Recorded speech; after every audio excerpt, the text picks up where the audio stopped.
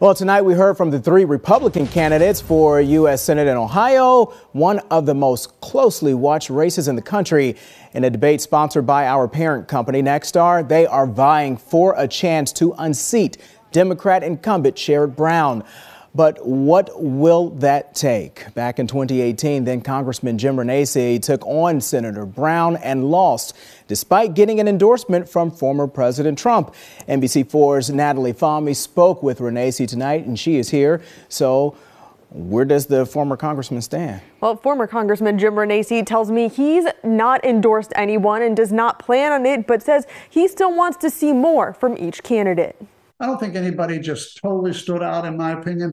Former Congressman Jim Renacci, not mincing words. Do you think any of the candidates distinguished themselves enough tonight from one another? Well, clearly, we do have three candidates in this race, three Republicans with three very distinct places. But I'm not sure they distinguish themselves as to who can best go to Washington.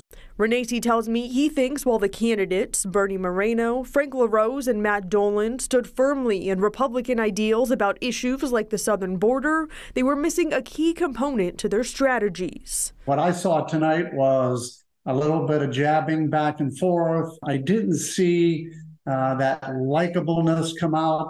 We heard the name Donald Trump a lot tonight. Moreno, like Renacci when he ran, did receive a coveted endorsement from the former president.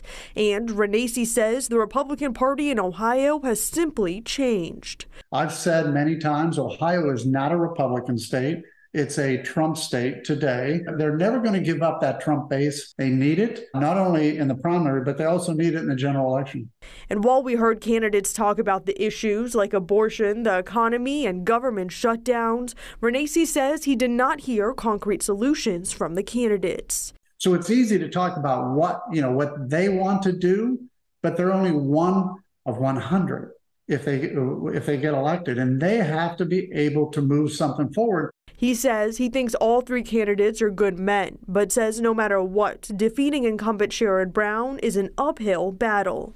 Defeating an incumbent is very, very difficult. You have to find the weakness because, let's face it, people don't like change. If you're an incumbent, you have the power of incumbency, you have the power of the money behind you.